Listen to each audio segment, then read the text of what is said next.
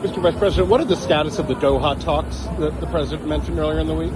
Well, right now, the technical negotiators are sitting down with the Iranians, with the Qataris, and with others in Doha. Talking about some of the details here, making sure commercial traffic really does. It's already started in an amazing direction. We've got now oil at $68. We've got gas prices starting to come down, but really just ensuring that we continue to make the progress on that. And that's what they're focused on. And then, we're going to, obviously, we're worried about the nuclear issue. We're going to start talking about that.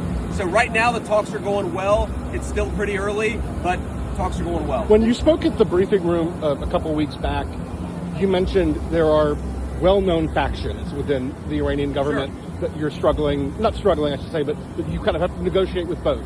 Can you give us a little more color on what those factions look like? Who is helpful in being productive in those talks and who is not?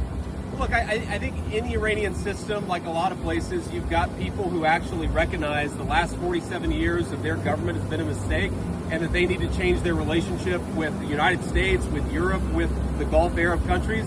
And then you've got a few people who are still kind of attached to the old ways. We think we see a lot of momentum for the people who are trying to turn over a new leaf.